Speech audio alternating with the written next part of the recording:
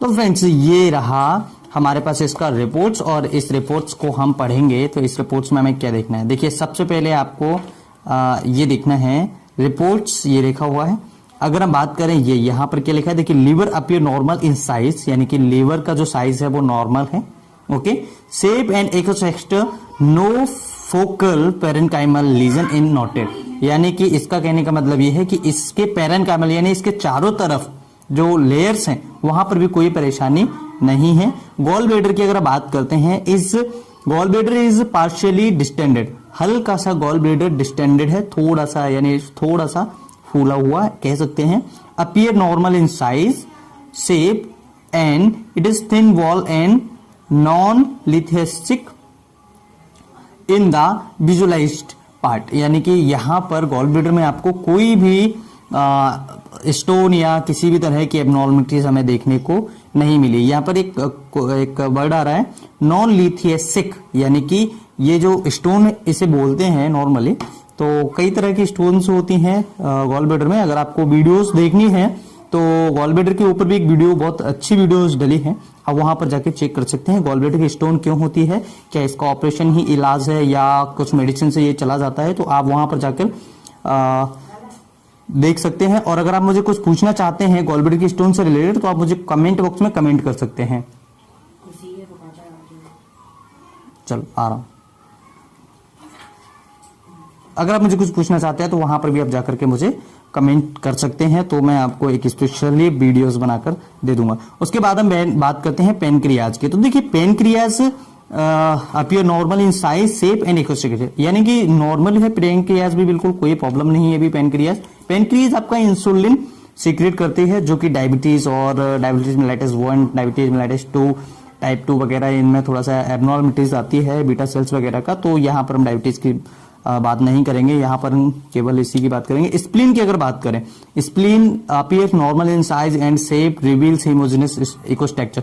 देखिए स्प्लीन आपका तोड़ने का घर भी कहते हैं, यहाँ पर आरबीसी बहुत जल्दी से टूट जाती है और स्प्लीनोमेगेली होती है आरबीसी टूटने की वजह से मोस्ट केसेस में। इस जो नॉर्मल केस है उसको मलेरिया है, मलेरिया में स्प्लीनोमेगेली बड़ी आसानी से देखने को मिल जाती है। अब हम बात करते हैं किडनी के बारे में। तो बोथ किडनी, बोथ यानी दोनों साइड की kidney appear normal in size, normal है, shape, position and echostructure, pelvicalyceal, okay, pelvicalyceal system and parenchymal, ठीक है, इकोजेनिसिटी अपीयर नॉर्मल, यानी कि बिल्कुल नॉर्मल है। No sonic evidence of calculus और हाइड्रोनेफ्रोसिस नोटेड, यानी कि कोई हाइड्रोनेफ्रोसिस नहीं है, यानी कि नेफ्रॉन्स जो है वहां पर बिल्कुल नॉर्मल है, कोई प्रॉब्लम नहीं है। ओके, कैलकुलस भी नहीं है, यानी कि कोई स्टोन भी नहीं है वहां पर।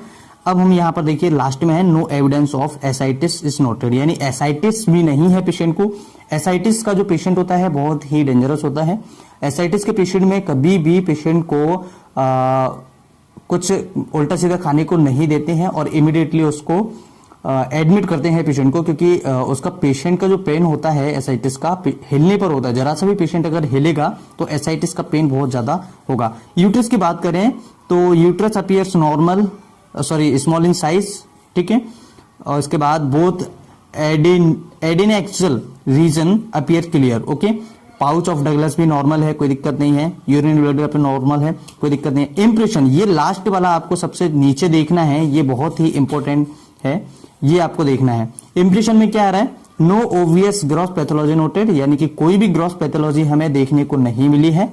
उसके बाद अगर हम बात करते हैं एडवाइस में फर्दर इवोल्यूशन, यानी कि डॉक्टर्स को दिखाना है आपको एक बार, या फिर रिपोर्ट्स आपको दोबारा करानी है, या फिर काइंडली कॉरेलेट क्लिनिकली, या फिर आपको क्लिनिकली डॉक्टर से डिस्कस करनी है कि पेशेंट को कोई प्रॉब्लम है या हो सकती है या नहीं हो सकती है, तो डॉक्टर्स आपको क्लिनिकली चेक करके बता देंगे। तो फ्रेंड्स ये था आज का हमारा वीडियो अल्ट्रासोनोग्राफी के बारे में, और आशा करता हूं ये वीडियोस अल्ट्रासोनोग्राफी के बारे में आपको पसंद आया होगा। सबसे महत्वपूर्ण बात यह है कि अगर आपको अल्ट्रासोनोग्राफी देखना सीखना है तो लास्ट में आप ये इंप्रेशन देखिएगा।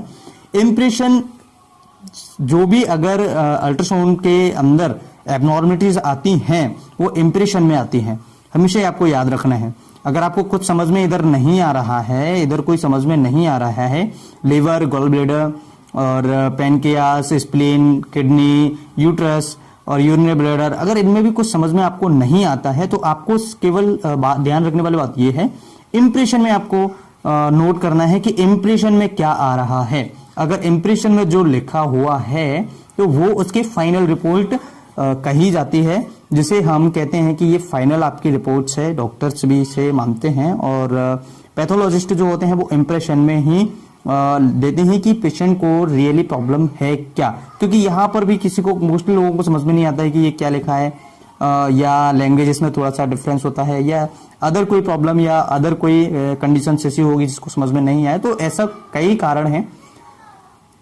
तो फ्रेंड्स, आज हमने सीखा अल्ट्रासोनोग्राफी देखना, अल्ट्रासाउंड्स को कैसे देखना है, अल्ट्रासाउंड्स कैसे चेक करने हैं, और आशा करता हूं फ्रेंड्स वीडियो आपको पसंद आया होगा। फिर मिलेंगे एक नई वीडियो में नई जानकारी के साथ, तब तक के लिए bye bye, take care, thank you for watching, stay healthy.